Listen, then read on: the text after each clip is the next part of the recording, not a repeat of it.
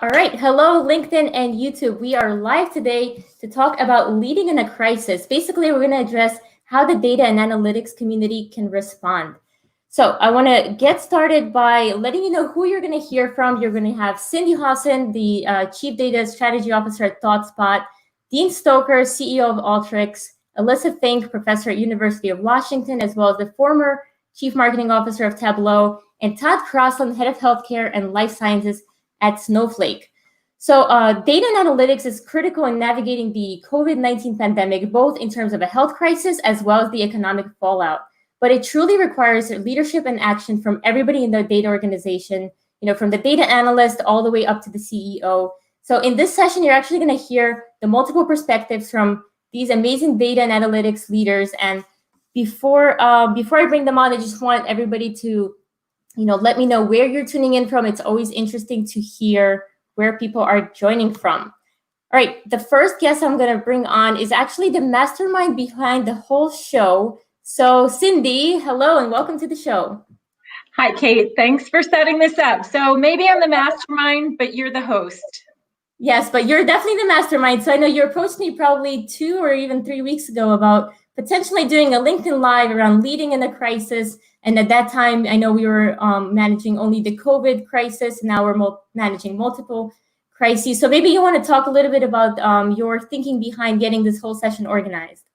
Yeah, so what I was seeing across the data and analytics community is really just people responding with heart and business on getting through the healthcare and the economic challenges. And now we also have the racial one. What I was seeing with you, I love that you have been teaching people coding and also balancing work and life.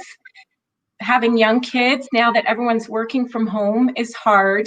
I was seeing women in data doing some great things about teaching interviewing skills. In our own company, I was seeing how our creative person was creating t-shirts about work from home, but giving the proceeds to the United Way in New York, our area, and feeding America. So I feel like there's so much good out there. I have often said, though, it takes more than just heart. It is using data to navigate all these crises better, faster. I saw it after 9/11. I saw it during the recession. Granted, first time we're doing it in a pandemic, but how can we bring all of these things to bear on some really challenging times? Absolutely, yeah. And I think before we even start the discussion about how we manage during a crisis, maybe you can tell the audience a little bit about yourself and what you do at ThoughtSpot. Sure. So as Chief Data Strategy Officer at ThoughtSpot, I work with our customers to leverage data using clearly ThoughtSpot technology, but sometimes it's also navigating the power, the politics, the culture, and identifying the top value use cases. So what we're seeing in the industry, top value use cases in COVID, definitely taking care of your people. So business continuity, now safely bringing people back to work and how, but also then managing cash flow. And what I'm really heartened to hear too is using data for customer experience. So taking care of customers that may have been laid off, helping them make sure that they're paying the right bills or putting up payment plans, locking in customer loyalty.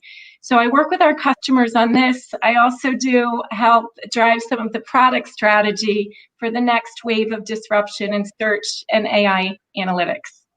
Yes, you sounds like you don't stay busy at all, Cindi. I don't know. And I get to do fun things like this. Yes, absolutely. I'm so glad you're able to join here. We've got Scott Taylor, who said that we've got an all-star lineup here today, and I agree, absolutely. So, Cindi, I think the first question I'll have for you is, we do have a balance of gender diversity on the panel here today, but not as much racial diversity. So what do you want to see companies do in the next, 6 to 12 months to address the racial diversity in technology? Yeah, so I'm not even going to take it 6 to 12 months. Let's start with today. And this is a hard topic.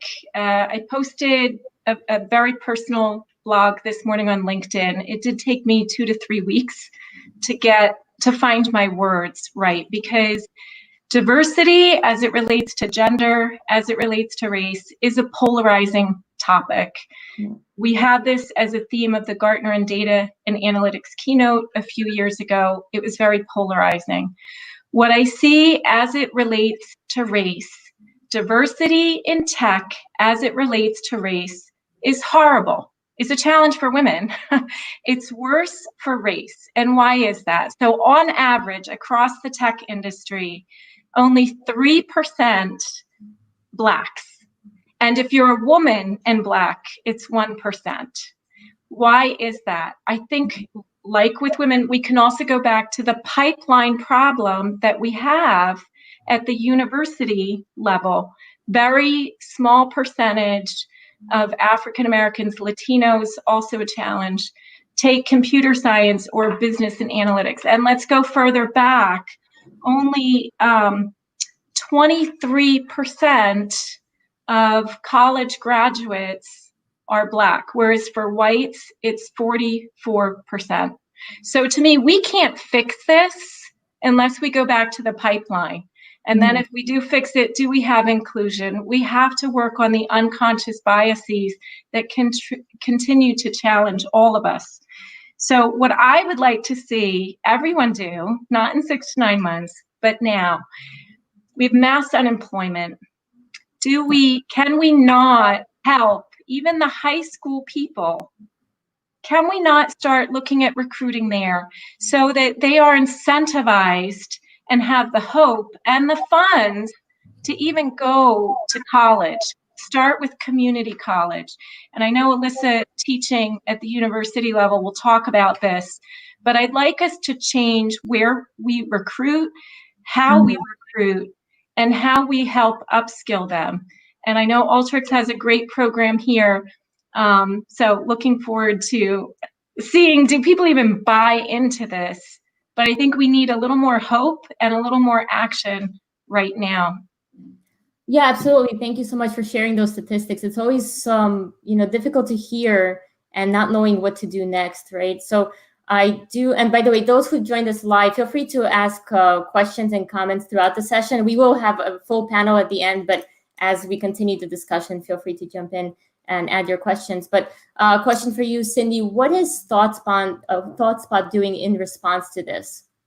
Yeah, so again, I think we respond with heart. There's a lot of initiatives from individuals and from a company on all these aspects. From the business viewpoint, we have a microsite called Meet the Moment or Made for the Moment, and it has the highest value use cases with some pre-built solutions to focus on. Now, I'll also say, we even had a webinar with one of our customers this morning, nationwide building in the financial services mortgage sector. And a counter argument can be made, is now the time to be spending money to modernize? And I would say, absolutely, you have to, but focus on the right use cases. This cannot be business as usual. The companies that do not leverage data well, they will not recover faster, if at all. We're already seeing mass bankruptcies. So what I want is people to recognize speed to insight matters. Search and AI-driven analytics, augmented analytics, cloud, self-service data preparation, data collaborative, sharing data. You're going to hear Todd talk about that. All of these things matter, and they cannot be done on first-generation platforms. So I think customers have to consider all these facets.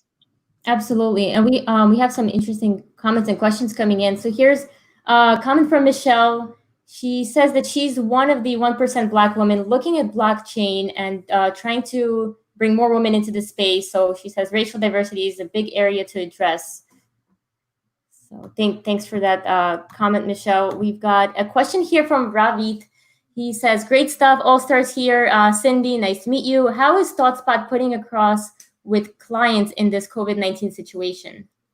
So if the question is more, how are we engaging? We actually never even skipped a beat. We tried to pivot very quickly to digital. Even the day that the Gartner US conference was held, we still had held a virtual event.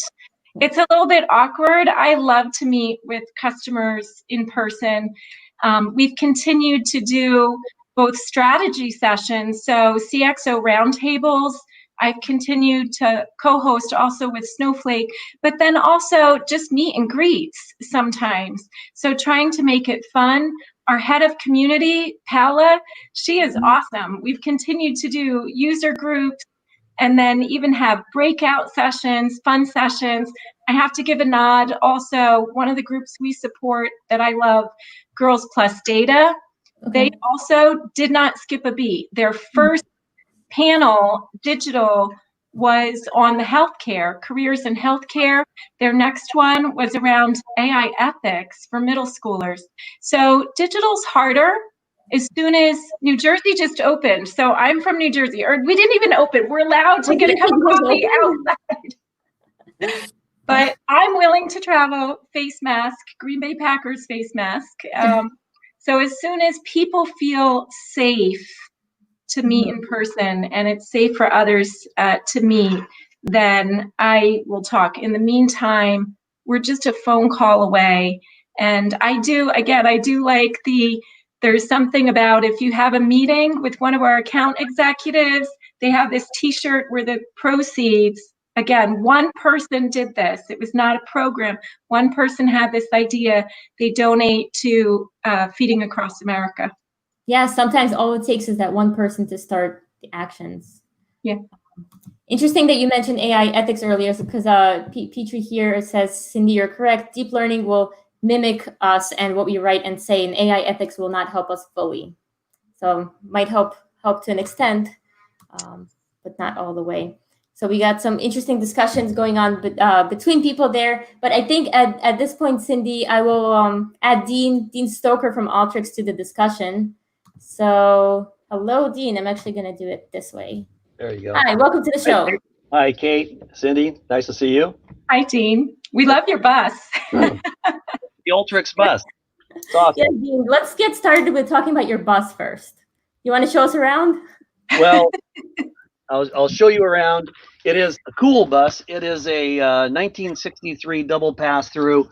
We gutted it, set it up as an office where we have all of our closing events for both customers and new employees. So welcome to the Alteryx Bus. Great, and welcome to the show. So before we get started with asking questions, maybe you could tell the audience a little bit about yourself and Alteryx. Sure, happy to do that. Alteryx is a leader in the analytic process automation space. We go to market with a self-service end-to-end platform that liberates thinking. It democratizes data.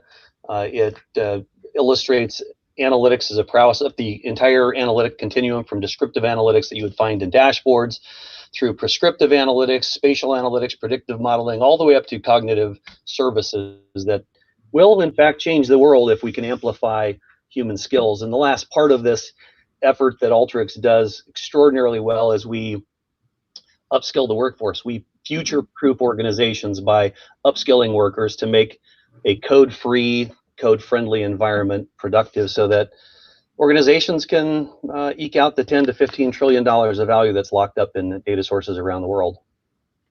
Yeah, that's amazing. And I know we're going to get into exactly what Alteryx is doing to address this. But first, I need to show you a comment from Omar. He says that the bus is awesome. So. You're welcome anytime, Omar. Okay, wait. Are you still closing deals there? Because then, we have to do a joint customer close there. Always be so funny. Virtually? All right, I'll take virtually.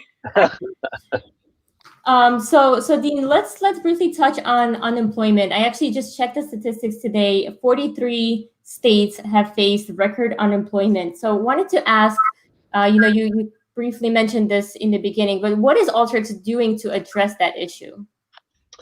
Yeah, it's a great question. When we went into COVID, I think the natural tendency of humans is to help.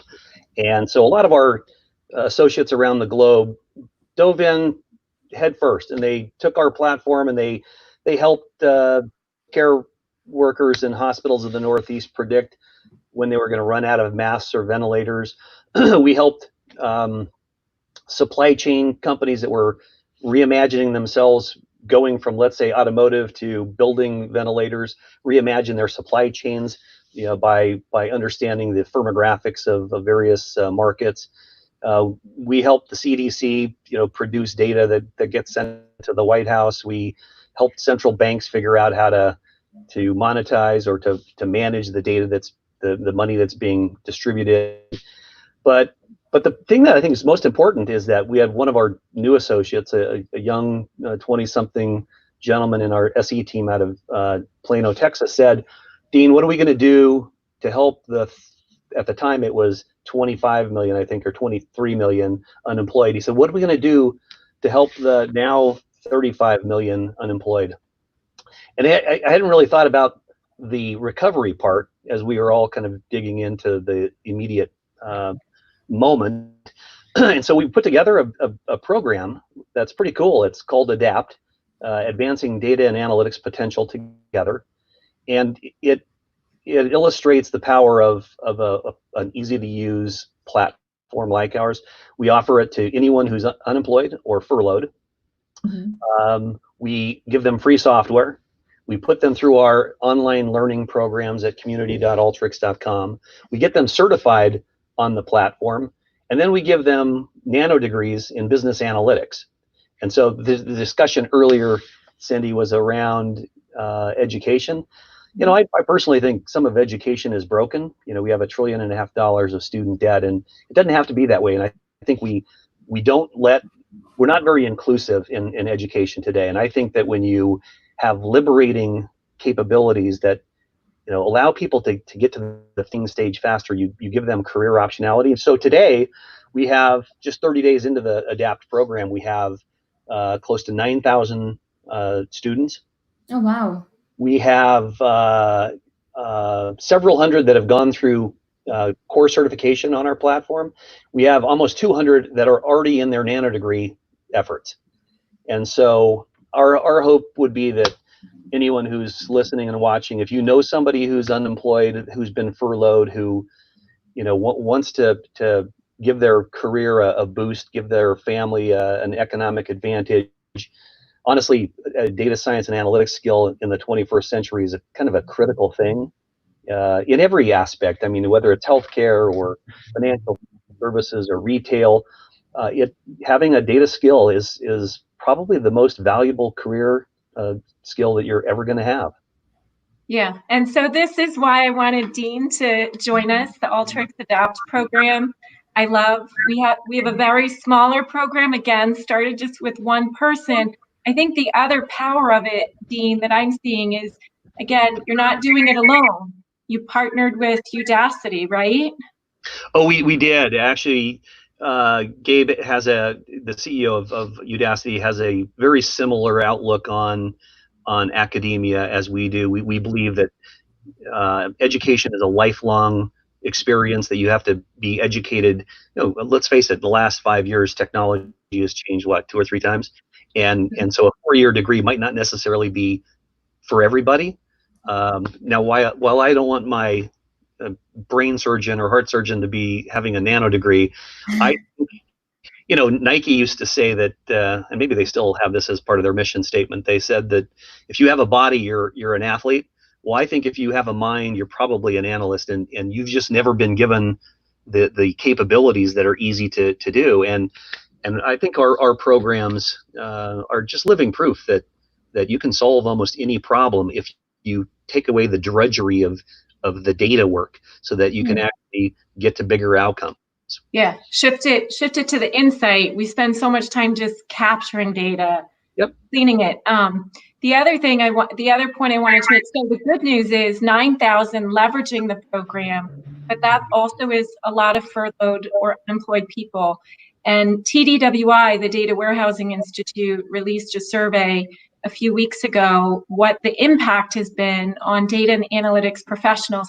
What we're seeing is a shift. The jobs are still there.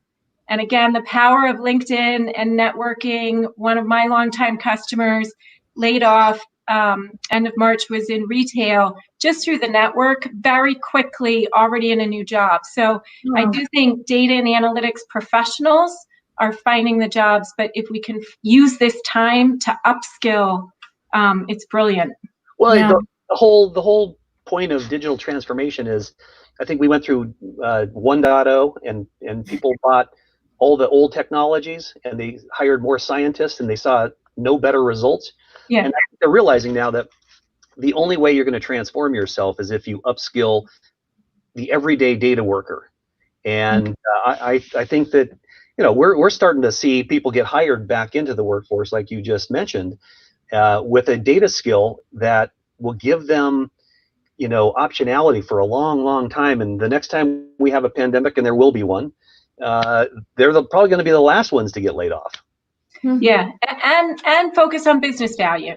Actually empower. So we partner. We cover different phases of the spectrum, but also making it easier for the business people where they know where the business value is. So I think that's the other thing. Focus on the right use cases. Work smarter, faster. Well, get us through this.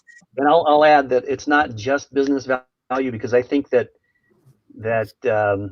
giving back to societal challenges with data and analytics is critical. There's one of my favorite figures is Buckminster Fuller, and he, when I was in college, he said that we're building all the right technologies for all of the wrong reasons, and we're never going to be able to take care of Spaceship Earth very well, nor for very long, unless we see it as a common cause. It has to be all of us or none of us. And so, yes, driving huge value for businesses, but driving huge value for Spaceship Earth. Yeah, so I think everyone assumed my favorite research note was the magic quadrant. No.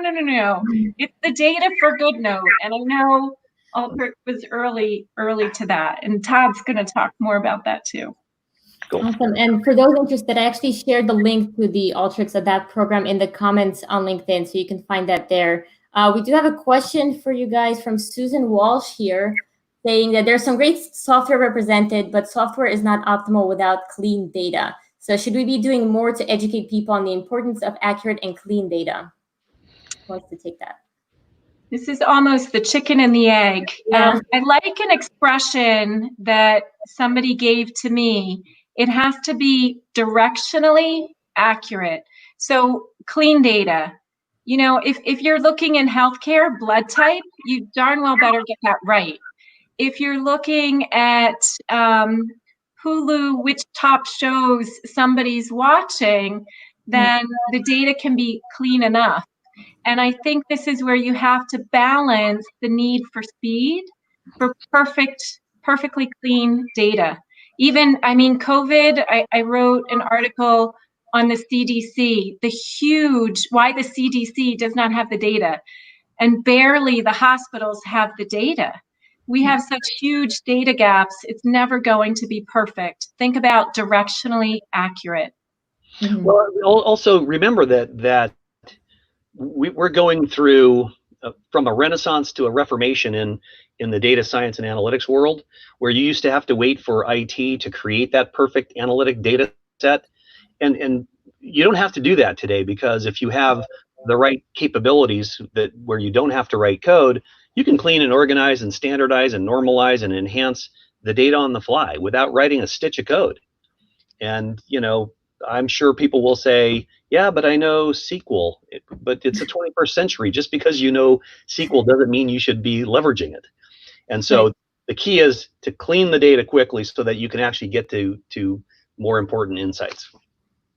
Absolutely. And we've got another question here from Kurt Broman. He says that, okay, Dean brought up a good point about the amount of data at hand. So clearly the use of data is incredibly beneficial in managing a crisis and preventing inevitable consequences as a result of a crisis. So, however, how can we protect data from being politicized, or rather manipulated for political or other purposes? Is it merely a matter of greater data literacy, or perhaps broader promotion of data ethics, which we briefly touched on earlier? Gosh, that's a great It's a long question too. No, I think it's hard because almost everything is politicized today, and you know, the old saying is that you have the facts, and you can have your own opinion, but you can't have your own facts. I mean, the facts are the facts. And I think probably the most interesting thing there in that question was around ethics. You know, liars, damn liars, and statisticians, and we have to be really careful about what we do to data to tell a story or to paint a narrative. And so there's probably, you know, there's probably an ethical question in here that I'm not sure I can answer today, but over the long haul, it's going to come up more and more and more. Yeah. Data literacy. So Kate has had a number of webinars, live streams on this topic. I call it data fluency. And there's a wonderful resource from a professor, I'm going to forget his name, but University of Miami, How to Make Graphs Lie. Check it out. Is it? It's not Alberto, is it? Or yeah. I had him on my show, I think 2 weeks ago. So we were talking about how to get better at visually telling a story. So yeah, he's great. I have his book in my closet. All right, so I think at this point I'm actually gonna bring in Elissa into the show. Elissa, there you go. Hello, welcome to the live show. Hi, Kate. Hi, Cindi. Hi, Dean. How you guys doing? Hi, Elissa. Great. That was a great conversation, I have to say, because it's a cause definitely close to my heart. The whole correct data versus use the data. You know the facts about the data, ask the questions. I'm a huge believer. Analyze your dirty data, knowing it's dirty, because you're going to figure out more about the dirty data and how to fix it. So yeah, get going as well. I will always think that. So that was great advice you guys gave. Absolutely. So I'm really looking forward to hearing your perspective on all of these situations as a professor. But before we get into that, maybe tell the audience a little bit about yourself. Sure. So Elissa Fink, and I'm currently professor at UW, an adjunct professor at UW, doing a lot of board work and advising. Former CMO of Tableau, joined when it was about 5 million in revenue, and then retired at the end of 2018 when we hit over $1 billion. So I saw a fun journey, and I was so lucky to be part of that incredible journey, and see how data became from out of the shadows into something very much at the forefront, especially with the kind of community, data community that engaged with Tableau, but even more broadly, the data analytics community, seeing how it was fostered, it engaged, and really cared about data for good from years ago, and seeing people come forward with data now, especially around COVID and around Black Lives Matter and racial justice. It's pretty inspiring to see this community come together the way that it has. Yeah, absolutely. So, thank you again for being on this panel. And I do look forward to hearing how have your students been impacted by this? How have you been impacted? And what are you seeing as the professor of Washington University? Well, it's education's always been close, near and dear to my heart. I mean, at Tableau, we had a great Tableau for Teaching and Tableau for Students program, but then being involved in instructing students, university level students, it was really informative. I mean, this term in particular was pretty difficult because it was all virtual, and I had a lot of empathy for my my students, because they're online, 16, 18 hours a day being fed stuff via screen. And those personal interactions with each other, and even with myself, with them, were absent or different, very different. But what I noticed is they still were able to thrive. They were, they were learning, they were engaged, they realized the value of their education.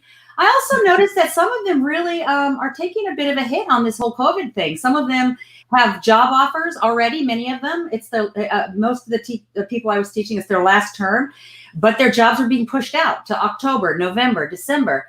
Even more disturbing was there were quite a few students that didn't have offers yet. And unfortunately, what I noticed about some of the students who didn't have job offers yet is they were often people of color or international students that were just struggling to find opportunities. And it kind of made me sad, because I noticed that they were hardworking, smart, want to do great work, want to get engaged, great questions. And so it just made me realize that as much as we all can, we talk about this and our awareness of it, there's opportunities to give students and candidates a shot that maybe we, just wouldn't realize to give them a shot. And it's the consciousness of taking a chance or looking beyond the typical resume of skills. In fact, my point of view on when you're hiring for skills is, God, if you think about it, especially in my world of marketing, the skills you needed 5 years ago, some of those technical skills that you think you were going to die without today don't even matter anymore. So I'm really a big proponent of saying hiring for attitude and willingness to learn and willingness to change and adapt and be smart and work hard. You know, hiring for attitude for people who have got their best years ahead of them. And I would say, looking at the students that I work with, many of those students of color in particular, and we're have exactly those traits: the attitude, the thirst, the desire to learn and do great work and work hard and prove and show what they're capable of. And so it just made me more conscious of the fact that we need to be not just aware, but deliberately conscious of our hiring practices, the kinds of people we're bringing in and how we're looking at them and how we're talking to them, because it isn't just a skills-based list now that you need to hire against. Because in 3 years, who knows what the technical skills are? You're hiring for the long term. You're hiring for excellence. You're hiring for people who can think, and people who can think with data. That is a great thing. And Cindi and Dean, you were exactly talking about that, exactly talking about thinking with data and being analytical and how to question data and how to learn from data. Those are things that people will learn with use. And so look beyond your usual list of, what you need, check, and try to, give people opportunities, because different experiences, different points of view are going to bring different things to your company. Absolutely. And thank you so much for sharing that, Elissa. Those statistics are alarming. People of color getting the job. It is alarming. And again, it was one of those things that I just didn't, started thinking. I had to think about it and then see it. So that's what I'm sort of saying is you got to think about it and then see it, and then I think the key thing is and then act on it, of course. Yeah. Exactly. I was just going to say things can be alarming as long as we don't, ignore the alarms that, we have to address them. And you mentioned hiring for attitude. Now, I know it's a lot easier to get a resume with a piece of paper with a list of skills. How do we actually hire for attitude? Well, I think that's where you got to look for interesting experiences that show this person went out on a limb, this person tried new things, this person is engaged in activities and organizations that maybe you never heard of, and ask them about that and their role in it. So I think it's beyond looking for your checklist and being open to the way those qualities emerge out of a resume or a LinkedIn profile that you wouldn't normally be looking at. So, for example, like I've got all these students that when I look at their resumes, I'm like, okay, but show me, how can we reshape this a little bit? Show the things that I'm seeing in person with you, that I'm getting to know you. So I think just be open to different ways that those qualities emerge. And if anybody is hiring product marketing people, business to business marketing people, product managers, I've got about a half a dozen or maybe even 10 students, recent UW high performing MBA students that I'd be happy to connect you to. So feel free to connect to me via LinkedIn, and I'd love to put those people in front of you, because there's really sharp students. Cool. Yeah, and Dean, I know we were chatting a couple of days ago, and you mentioned that you're doing something similar within Alteryx internally. Do you want to briefly touch on that? Sure. So we actually have a diversity, inclusion, and belonging program. It's called Alter Us, and you held up the CV, and one of the challenges we clearly agree, Elissa, that you have to look for people who are creative and curious and want to dive in and discover things. The hardest part in analytics is knowing what question to ask, so you have to have that sort of skill set. But at the same time, in order to make sure that the students of color do get opportunities, that the disenfranchised have the same economic opportunities as everyone else, we're experimenting right now. We just launched a product called Intelligence Suite that's got natural language processing, text mining tools, and so we're using the PDF decoupler to take CVs and eliminate all the other noise on a CV that might lead to bias, so that if you saw my resume and you knew that I graduated from University of Colorado in 1979, you would probably say he's an old white guy. And so we're trying to eliminate gender from CVs and ages from CVs, or things that would possibly lead to bias, because we want the best thinkers. We want the best people who can drive a business for not just us, but for customers and their own livelihoods. So we're doing as much as we can to make sure that inclusion and diversity are part of the day-to-day mantra. Mm-hmm. Yeah. I think it's also lean a little bit into things you don't know that might make you a little uncomfortable. I think that's okay. That's the virtue of thought. So it's like lean in a little bit to candidates that might make you feel, or not make, might make you like you don't know anything about this situation, or you're not familiar with this background. Lean into that, because that's how you can build your repertoire of identifying great people and diverse points of view. So I think these makes great points. And Alter Us is really great. That sounds like a great program. Good marketers, right? Yeah. Diversity of thought is the goal. Like, don't see the gender, don't see which school you went to, don't see the race. It's really diversity of thought, and these visible things are just the proxy. So in roping you guys into all this, I was looking for the diversity of perspectives before we even had the racial crisis. And one of the things I was thinking back to, Elissa, is leading in a crisis when people are just heartbroken, distracted, a little bit of PTSD.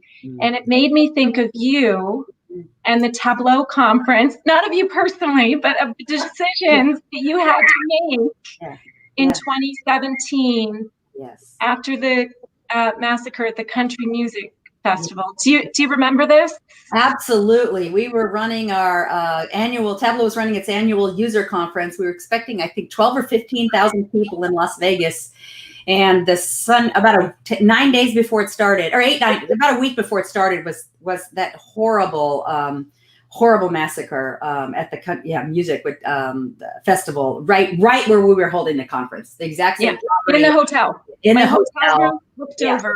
Hotel. Yep, exactly. It was quite shocking. It was quite shocking. So you made the decision to proceed, and I think you started the keynote with just a beautiful moment of silence. But how did you balance respecting people's pain and fear with we have work to do? Yeah. How did you balance that? That's a great question. I mean, first, for sure, when it happened, we were all in shock. And the first thing is like, okay, is everybody safe? Is everybody, what's the situation on the ground? What's going on? What about our people that are there? What about the people that are there? What about the hotel people that are there? So first was our concern about that. And then you start to realize, like, wow, this is, what are we going to do in response to this? And really, it really was a lot of listening. It was really tuning in to what the community was saying and how they were reacting to it. In fact, Vegas Strong, I think, was a hashtag we adopted to raise money around it. Really didn't come from us. It came from one of our community members who started, saying, hey, we should do something about this. And so I could recognize that the community wanted to engage in, like, wow, helping recognize this issue and mourn, but also then help rebuild a little bit, And so we really thought about it pretty hard. Should we continue to do this? And by listening to the community and really tuning into what they were thinking, looking at it from a data perspective and a sentiment perspective, and just talking to them actually individually as well, it came to me that, hey, this is a moment for us to show what we're made of resiliency-wise. What resiliency?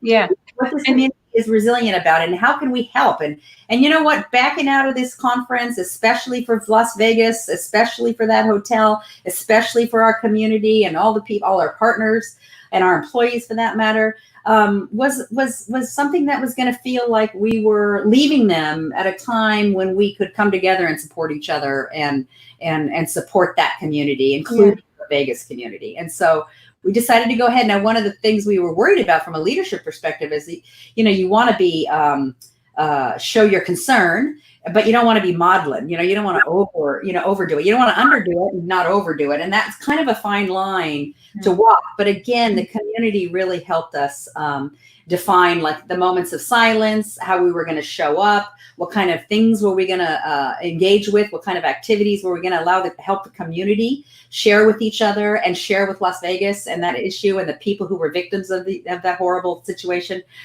So it really was something we had to think about very quickly. Unfortunately, a lot of people at Tableau are very tuned into this kind of thinking. They put community first. They're concerned, like a lot of the data analytics community, doing good. And so we were able to move pretty quickly and do some important things. Yeah. So I think we ended up striking a pretty good balance of, continuing with the conference, but showing concern, participating, engaging, and contributing to rebuilding and recovery.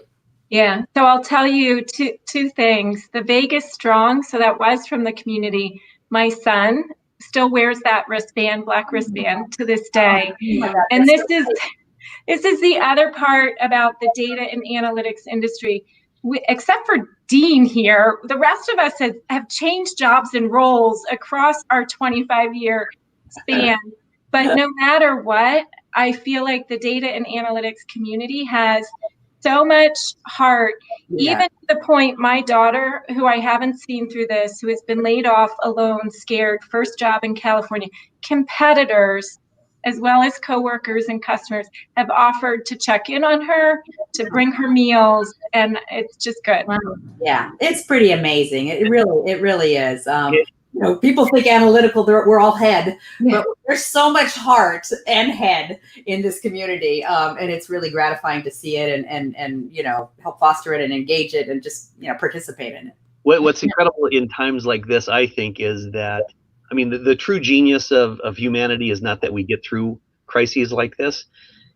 The genius is that we always come out stronger because we act as a community, that we act as a team of people who want to solve challenges and make ourselves better. So really, I love stories like this because I think that we've proven we can overcome almost any challenge. And I think as a leader, Dean, that is such a good point that you're making because that's one way you can give people hope for continuing and making progress is that, this is incredibly hard, but we humans, even in the darkest moments, politically, socially, whatever, it's like, this is how we acknowledge we need to fix by exposing the problems and seeing the problems and being down about them. It's like, okay, you got to go through that to get on the other side of it and get out and figure out how to correct it. And I agree 100%. And that's what gives you hope, or it gives you the feeling that we can go on because we can make it better. We can make it less worse.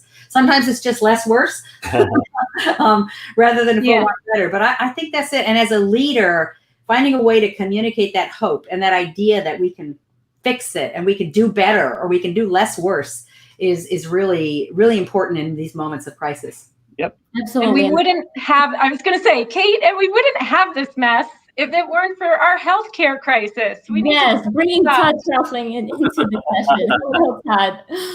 Thank you so much for joining us. So, Todd, I know you've been listening to the discussion. Any feedback you have so far?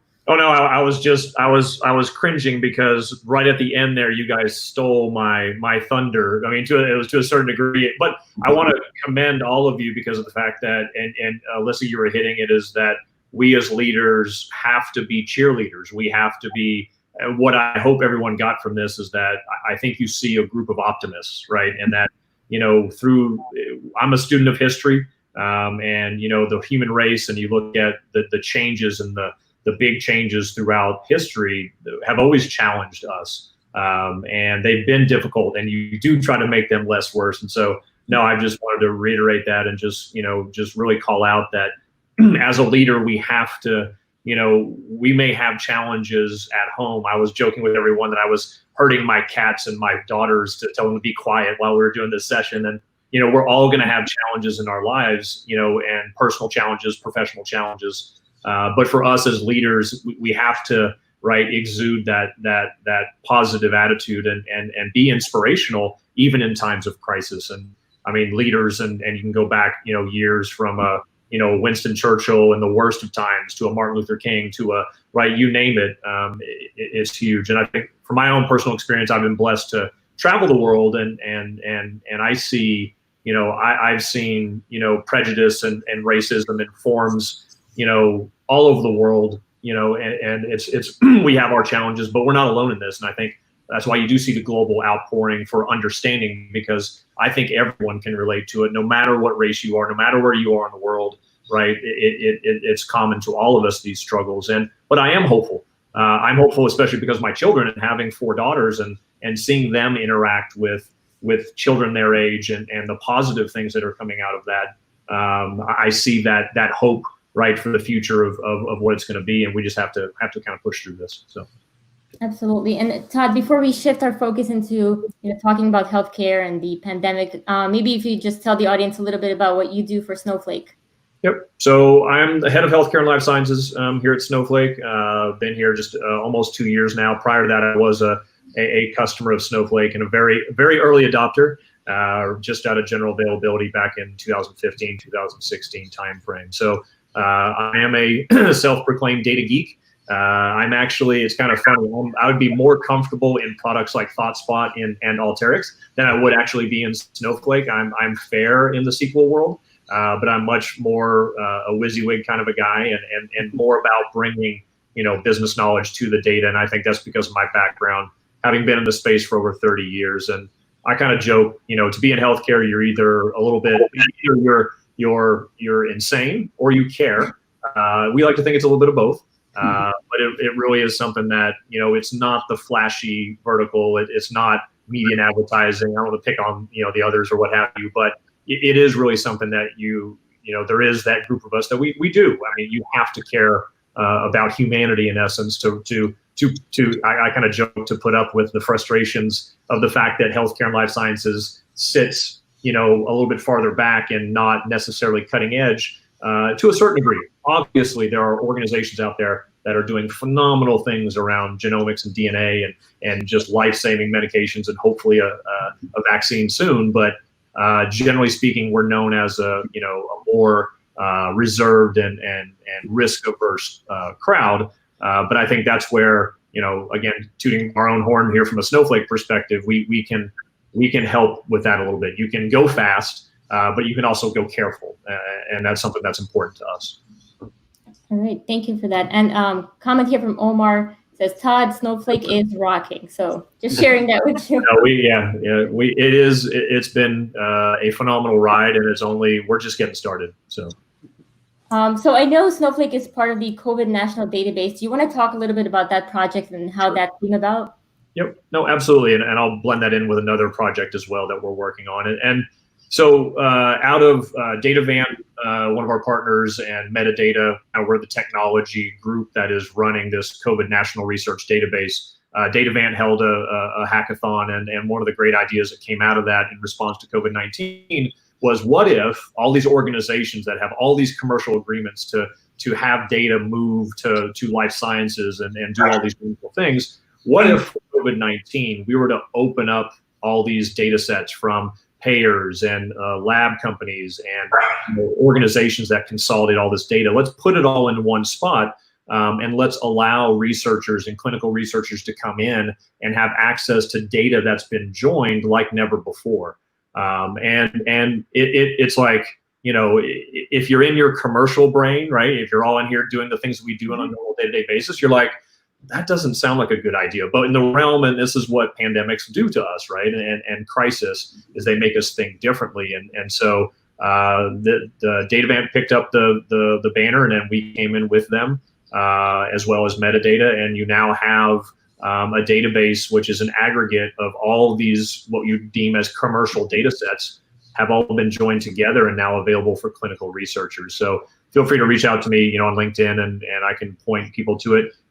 To be clear, this is for non-commercial use. This is for, the academic research community to dive into these data sets and to help us understand, COVID-19 and putting in place the mechanisms to understand this in the future. One of those data sets is actually called, one of our partners, Star Schema, came in and offered to aggregate all the public data sets around the world and put them in Snowflake. And so now you have 27 data sources updated every hour, replicated in real time across 20 cloud regions, all 3 public clouds every day. Over 900 organizations are taking advantage of this free, and it is free. I mean, obviously, it's free to access the data. Using Snowflake costs money, and we've done a lot to defer those costs. But just opening it up, and it's a healthcare thing, but it's also for anyone that is, when do I open my offices? How do I make decisions, for myself personally, and then for families, for businesses, and what have you. So that's a huge partnership, and I have to mention Star Schema there is the partner, not the data modeling type. The Star Schema is actually a company, and to say it's global, they're based out of Hungary. They saw the need, a global need for this, and they stepped up and are providing that. But Todd, I love this project. You used an operative word, though, that I think is important for everyone, whether in healthcare or in the private public sector, and that's thinking differently.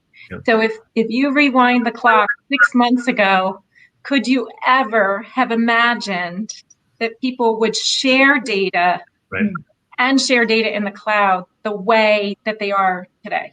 And it was the joke. And I told people, being the vertical leader inside Snowflake for healthcare and life sciences, when we've had data sharing and we now have our data marketplace and our data exchange. And these are phenomenal I don't want to get on my sales bot, but these are phenomenal capabilities that we've released in the marketplace. And I'm sitting around with financial services and media and advertising and retail. And I'm like, hey guys, talk to me in a year, right? I'll let you know whenever our guys are ready. I'll jump in and we'll get into this, and then the world changes, right? Because when you think about that and assets, and you think about media and advertising, the exchange of data that's happening all over the world, I was like, those guys are going to be first movers. But COVID-19 completely flipped that on its head, and now I've been, even though we've been all locked up and what have you, I've been busier.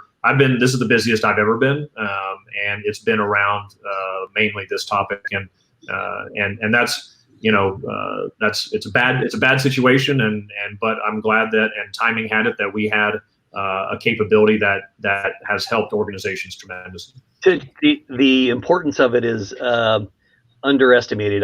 Have you ever heard as many politicians, from governors to presidents to mayors to community leaders, talk about the need for data and analytics? It's remarkable. And so when that happens, you've touched a nerve. Yes, no, absolutely. And yeah, it's been crazy and insane. Just the conversations I have with my own family, with my extended family, with relatives calling me and asking me, right, my opinion on all this, because, right, they know what I'm involved in. So it's crazy, but good. Right, from a data literacy perspective, and back to our point about the graphs that graphs lie, right? It's and that's why ethically and what have you, I've been fortunate enough to be a data geek for so long, and I have to recognize and be humble and recognize that not everybody has that experience, and when people are commenting on the social medias of the day and what have you, is try to be that voice of reason. And I think that goes back to being exposed to philosophies and if you've heard of Stoicism, right, being stoic is not necessarily a bad thing. It's being calm and reasonable. And I think a lot of my background and being exposed to things like that and faith and philosophy and all of that kind of comes together in how you have to react to data, right, and not freak out.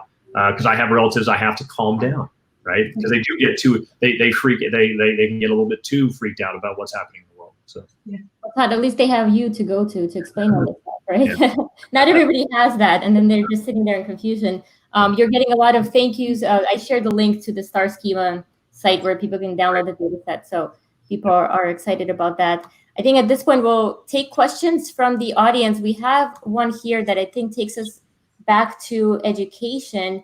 But speaking of diversity within the data tech field, Kurt says that I think the global pandemic has presented an opportunity to bring virtual training to future candidates. Race, creed, gender aside, we now have the chance to bring training and, more importantly, awareness to young students regardless of their location. So. Yeah, I love that. So I'm a little nervous to even talk about this, but Elissa, you were talking about how some of these brilliant MBA students didn't graduate or didn't find jobs. And because we have been able to bring people onboard them virtually and pivot all our in-person trainings to virtual workshops, we learned of 2 students in the New York area that were not going to graduate this summer because they didn't complete a capstone project in data and analytics. So we've been able to onboard them remotely. I hope they'll still graduate on time, but I do think it's a valid point that hopefully with this work from home and working differently, it opens up an opportunity to bring data and analytics to parts of, whether it's America or globally even. I know Data Robot has done some awesome projects in Africa. I think it's promising times. Maybe this is the optimist, Todd, or a realist. I don't know what, but I do think that some good has to, or hopefully will come out of all of this. Yeah, I hope so too. One thing that I also want to just point out about that is that this virtual world has allowed us to stop thinking like, oh, I got to hire someone here in, Arizona or Seattle. And now the talent pool is expanded. Yeah. But there's a technological requirement, like literally the technology. I did a little volunteering for Seattle Public Schools this last few weeks. And my goodness, the people who do not have access to technology would surprise you. Either they don't have the devices, they don't have the devices, they don't have the internet access. And it's not just like you imagine, like, well, who doesn't, or sure, I can imagine certain, you're homeless, I guess you don't have access. But there are people working hard every day with their parents or single family, whatever it is, that don't have access, don't have the knowledge, don't have the technology. And in a way, this new virtual world has actually, as much as it enabled a lot of folks, it's also disabled a lot of folks from being able to get that knowledge and get that transfer and get that insight. And so sometimes it is just the simple things that we all have to work toward, helping people get literal access to technology. It's a non-trivial thing for these students because they're falling behind. I know my kids, I feel like my son is like, oh geez, and we're lucky. He's fallen behind. And so imagine now you're at home and you don't have devices or you don't have a good internet access. Your kids are even falling further behind. And so I think we all have to remember that too, that with our optimism has to go a dose of realism and put our resources where we can make the greatest impact. So it's kind of quick. Yeah, shout out to the Tenderloin District has Tender Code in the San Francisco area. And that's talk about bringing the literal physical resources to people to lift them out of what that situation, there is. I think it's a great, example of simple, right? Yeah. It doesn't have to be, something else like that. So. Yeah. I also think you have to start earlier in education around data science and analytics. We kind of had to bypass universities because giving stuff to many professors, probably not you, Elissa, giving software to professors is harder than selling to IT. And so we actually started a K through 12 data analytics program. And we're really excited to get young kids even tapping into your healthcare database, because I think we need a new generation of thinkers to solve the world's problems. It's not going to be us. It's going to be them, and the challenges are going to get bigger. And we just need to get younger people engaged in what will inarguably be the most important skill set for the next generations, for sure. Yeah, absolutely. I'll just comment. I'm in New York City, and I still get emails from the education department asking if we need, I have 2 kids who are in school, and they keep emailing and asking if we need iPads or tablets or laptops to continue education. And it's, regardless of your income or any other questions, it's just, if you need it, let us know. And I know a few friends who have actually they needed it and they received it within a week or so, brand new iPads. And I was amazed. I didn't expect that. I know people ask if you need help, but when they actually deliver, that was surprising. So I'm in rural New Jersey. Our local school district had to buy 6,000 laptops. Wow. Wow. Question here from Sylvia. So she asks, how do you guys see this analytics market for women, and what are companies doing to improve or give more opportunities to women in this space? We've got 3 women in this live panel, but I see the market still driven by male figures. Well, maybe as a male figure, I'll tell you what we do. As part of our Alteryx program, we have an ERG called Women in Analytics.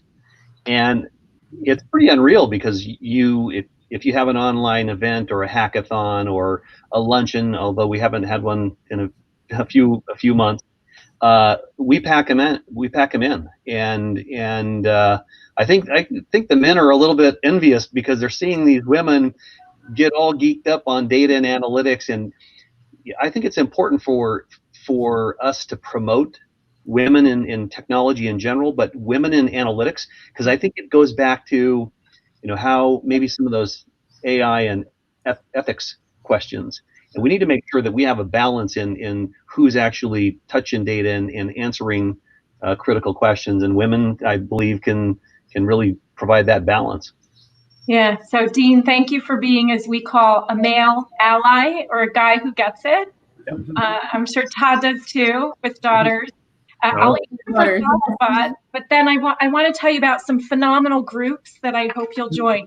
ThoughtSpot has PWD, the women's group, led globally by Monica McCune, who also heads our public sector organization. And we bring in just awesome guest speakers. We read books. We talk about how to really change things internally and externally. So a couple groups I'll mention: Girls Plus Data, tackling this issue at the middle school age, which I think is phenomenal. Likewise, She++, and Black Girls Who Code, again, trying to get at it at an earlier age. If you're a working professional now, then I also would recommend Women in Data, a US organization, Women in Big Data, a global organization, more chapters throughout Europe, and then also Women in Analytics. And Dave Cherry, I think, is involved in that and is coming out with a book. So a lot of good industry groups. I don't know, any others that, Kate, that you know too, or Elissa that you know that you've been part of? There's a great group, Data Plus Women, I think too, is a sort of an informal community, but also has some formal meetings. But I think there's a side of it too that is, as a female, we've been sort of trained to be a little bit like quiet, or cede the floor. We don't speak up as much as we should, and so I think it's incumbent upon us, we women, all of us, especially including the audience, at this time, to speak up, to be present, to put, to not be embarrassed, or not hold back, or not think that your opinion doesn't matter. It does matter. And so I want to encourage women to take that risk, that we're not necessarily raised to be, some of us are, but many of us are not. We're not raised to be as forthcoming as our male counterparts. And so I just want to encourage women, you don't have to be perfect. You don't have to know everything to speak up. I find women want to be 100% prepared and don't want to do any winging. Whereas a lot of a man would be like, look, I know 80% of it, so I got the judgment and the experience. I'm going to speak up. So I really want women to come forward. Even when you don't know everything, lean into that discomfort, because you probably know more than you think. And I think probably Dean and Todd would agree with me that, hey, if you're in meetings, you probably notice sometimes, might be a fair number of women, they're not speaking up to the representation of them. And so I just want to encourage women, we women now in this time period now, in meetings, in conversations, to state an opinion, to speak up, to use data, to share data facts.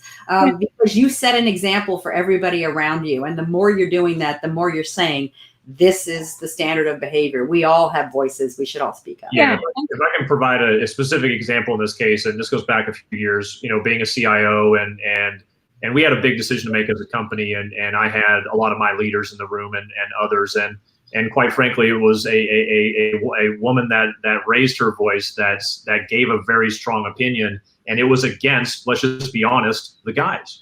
And in the end, I put my trust in her because of the fact that I had known her for 20 years. I knew she was very good at what she did. And I believed, although I didn't have all the data, I needed to make a decision.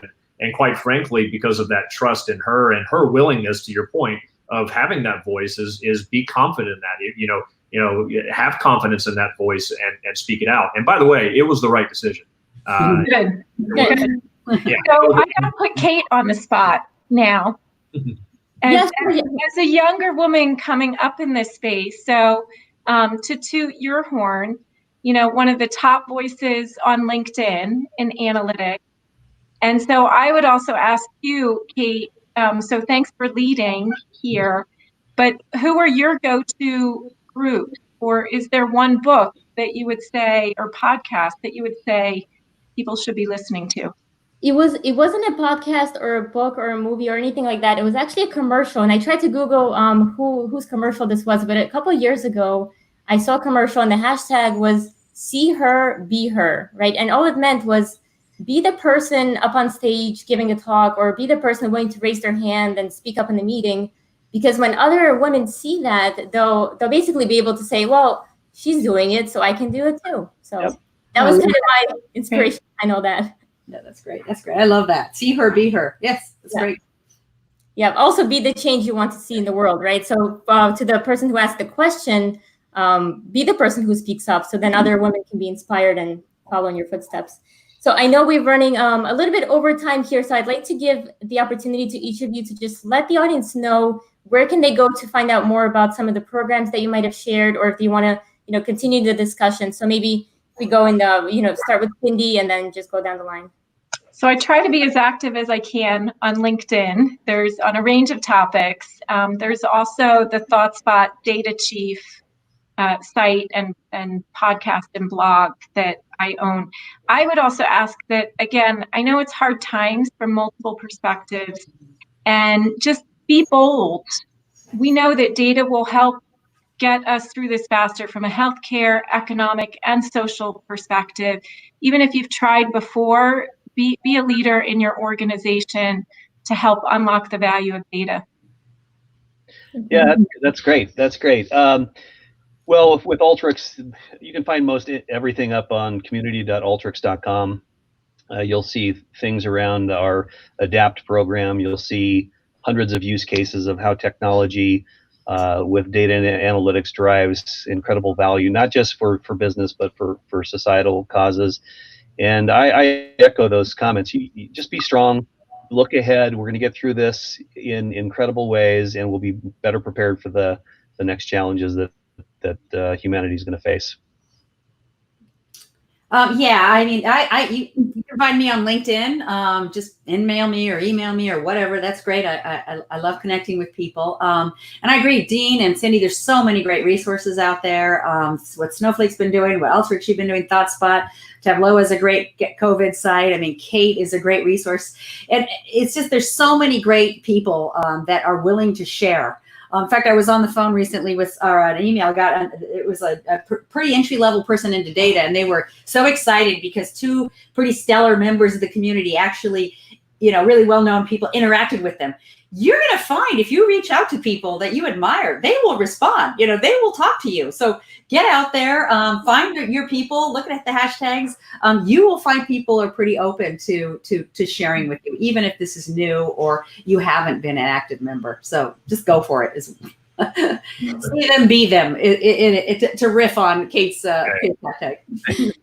No, I like that. And snowflake.com has all of our resources. We started a podcast and those are going great and what have you. I would leave with my last thing is something that I'm gonna butcher this analogy or whatever, but just kind of, for me, I had a really seminal moment in my 30s or some odd, and someone told me the story about, when you're born, imagine you're born in the middle of a forest, right? And you get up and you start knocking down trees around you, right? And that's your learning. As you're cutting down trees, you're learning, okay? And you keep cutting down trees and you keep cutting down trees and you're learning so much, but then you need to take a step back. You need to look around yourself. Now look at the diameter of the circle you've created. Now look at the forest beyond that diameter. What just got bigger?